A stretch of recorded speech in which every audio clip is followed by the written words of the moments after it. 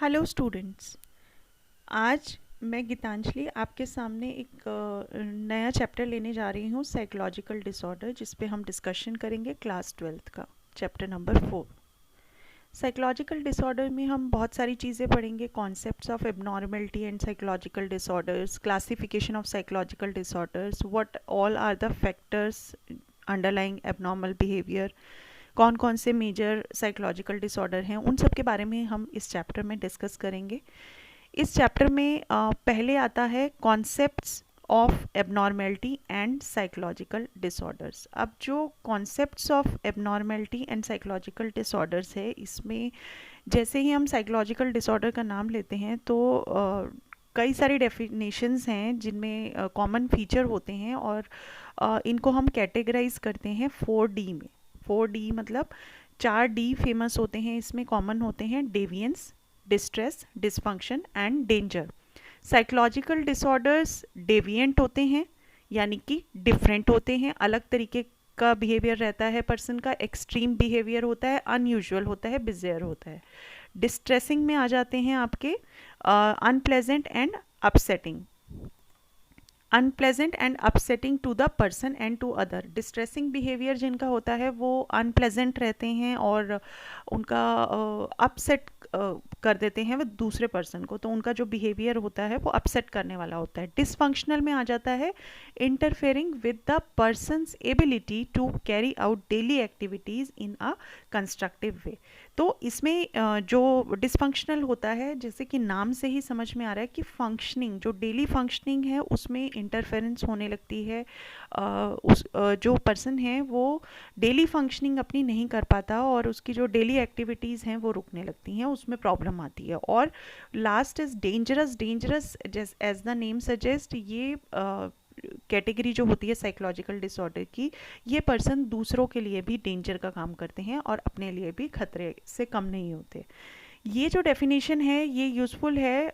हम कह सकते हैं कि this definition is a useful starting point from which we can explore psychological abnormality. ये स्टार्टिंग पॉइंट्स हैं जिनके बिहाफ पे हम साइकोलॉजिकल एबनॉर्मलिटी के बारे में समझ सकते हैं। वर्ड एबनॉर्मल का मतलब होता है अवे फ्रॉम नॉर्मल, नाम से ही पता चल रहा है abnormal, away from normal. It implies deviation from some clearly defined norms और स्टैंडर्ड्स। साइकोलॉजी में कोई भी आइडियल मॉडल नहीं होता और नॉर्मल मॉडल नहीं होता ह्यूमन बिहेवियर की। अगर हम बात करें तो ज़्यादातर अप्रोचेस जो होती हैं वो यूज़ की जाती हैं डिस्टिंग्विश करने के लिए नॉर्मल और एबनॉर्मल बिहेवियर के बीच में।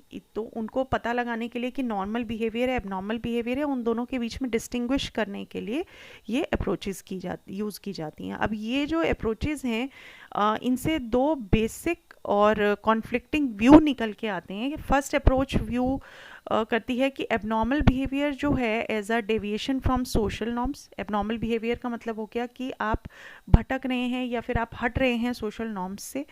कई साइकोलॉजिस्ट कहते हैं कि जो एबनॉर्मल वर्ड है ये सिंपली एक लेबल है जो हम किसी बिहेवियर को दे देते हैं जो कि डेविएंट है सोशल एक्सपेक्टेशन से, यानी कि हमारी सोसाइटी की हमारे से कुछ एक्सपेक्टेशंस होती हैं। अगर हम कहें कि इन सोशल एक्सपेक्टेशंस पर हम खरे नहीं उतर रहे हैं तो हमारा जो बिहेवियर उससे हट के हो रहा है, उस बिहेवियर को हम डेविएंट बिहेवियर या एबनॉर्मल बिहेवियर बोल सकते हैं।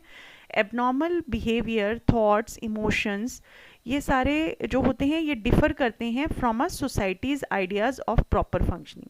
सोसाइटी जैसा हमें चाहती है कि हम प्रॉपर फंक्शनिंग करें, उससे जब हट के कोई काम होने लगता है उसको हम डेविएंट बिहेवियर बोलेंगे।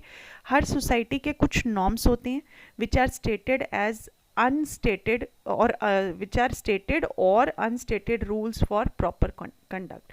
अगर हम सोसाइटी की बात कर रहे हैं तो सोसाइटी के जो नॉर्म्स हैं वो या तो एक्सप्लेन किए हुए या फिर अनएक्सप्लेन्ड टाइप ऑफ रूल्स होते हैं फॉर प्रॉपर कंडक्ट के, कि आपको सोसाइटी में इस तरीके से बिहेव करना है। बिहेवियर जो होते हैं उनको माना जाता है, बिहेवियर, थॉट्स, इमोशंस, ये ब्रेक करते हैं सोसाइटल नॉर्म्स, एंड अगर वो ब्रेक कर रहे हैं उन सोसाइटल नॉर्म्स को तो हम इनको एबनॉर्मल बोलेंगे। सोसाइटी के जो नॉर्म्स होते हैं वो पर्टिकुलर कल्चर से बिलोंग करते हैं, उसकी हिस्ट्री क्या है, वैल्यूज़ क्या है, इंस्टीट्यूशन क्या है, टेक्नोलॉजी क्या है, इन सब से बिलोंग करते हैं। तो सोसाइटी जिसका कल्चर वैल्यूज़ कंपटीशन और असर्टिवनेस होता है may accept aggressive behaviour, whereas one that emphasizes cooperation and family values, जैसे कि इंडिया में अगर बात करें तो एग्रेसिव बिहेवियर अनएक्सेप्टेबल है और उसको कई बार अगर वो ज़्यादा एक्सट्रीम में हो जाए तो उसको एबनॉर्मल भी माना जा सकता है। सोसाइटी की जो वैल्यू है वो चेंज होती है टाइम टू टाइम। इससे इसके जो व्यू होता है साइकोलॉजिकली एबनॉर्मल होने का वो भी चेंज हो जाता है। तो सीरियस क्वेश्चन ये उठता है कि based on the assumption that socially accepted behaviour जो है वो एबनॉर्मल नहीं होता, नॉर्मेलिटी जो होती है वो है कि आप सोशल नॉर्म्स के लिए कंफर्मिटी शो कर रहे हैं। आज हम इतना ही डिस्कस करेंगे मैल एडेप्टिव बिहेवियर, और इससे आगे का हम नेक्स्ट वीडियो में डिस्कस करेंगे।